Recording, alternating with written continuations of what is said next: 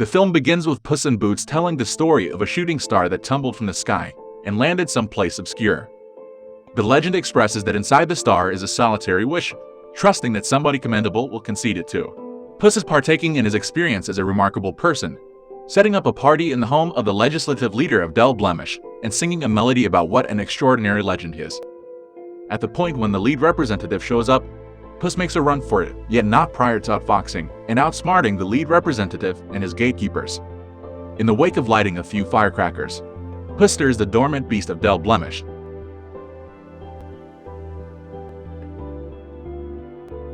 He takes part in a legendary fight with the one-looked at Goliath as it endeavors to obliterate the town. Puss utilizes his smarts to fold a chime over the monster's horns and use it to thump the monster oblivious.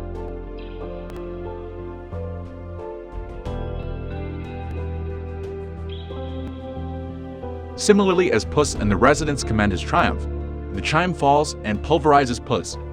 Puss awakens in the workplace of the town specialist, Anthony Mendez. He illuminates Puss that the ringer killed him. However, Puss doesn't mind since felines have 9 lives.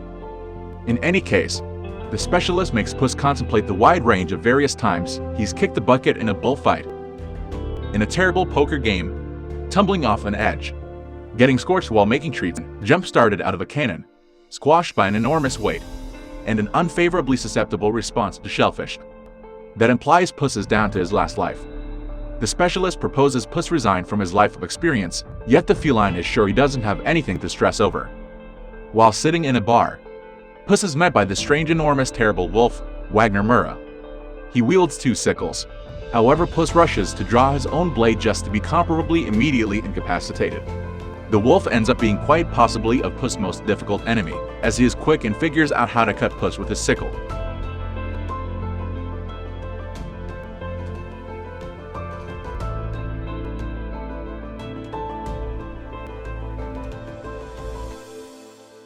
Puss escapes and acknowledges he fears the wolf, and he must choose the option to drape up his boots for good. Following the specialist's idea, Puss is taken in by a feline woman named Mom Luna, Davine Happiness Randolph. To begin with, he covers his boots, cap, and cape as though he, at the end of the day, were dead for good, and afterward joins Mother Luna's different felines that don't warmly embrace him. Puss becomes hopeless in his currently tamed life. He is then met by a little canine acting like a feline, Harvey Gillen. Puss alludes to the anonymous canine as Peridot. Goldilocks and the 3 bears' daddy, mom, and child advance near Mom Luna's home as their abundance trackers, looking for Puss for a mystery work. They show up at Mother Luna's and break in, requesting to know where Puss is. Child gets Puss, yet since he's grown a facial hair growth and doesn't have his outfit, Goldie doesn't remember him. They see as his grave and choose to carry on their main goal with an elective arrangement. Puss hears them discuss how they required him for a heist to take a guide to the Wishing Star, and the guide is in the possession of huge Jack Horner.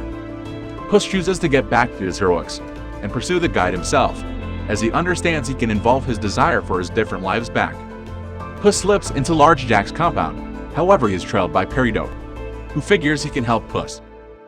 Jack is a gatherer of different mystical relics from other fantasies, and he desires to utilize the guide to find the Wishing Star so he can have all the wizardry on the planet.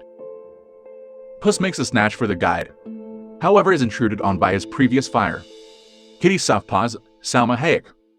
The 2 battle for the guide, as Kitty had been recently enlisted by Goldie and the bears for the gig, yet she planned to deceive them at any rate, and she is likewise irate with Puss for a new selling out.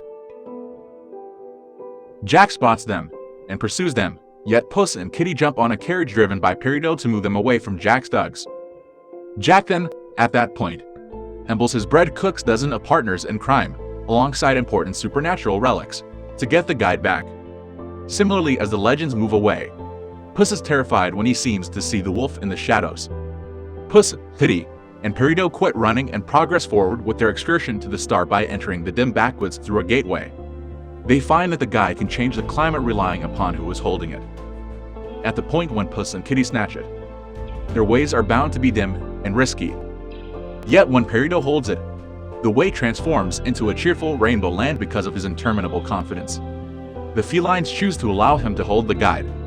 They then, at that point, Notice Goldie and the bears dropping down.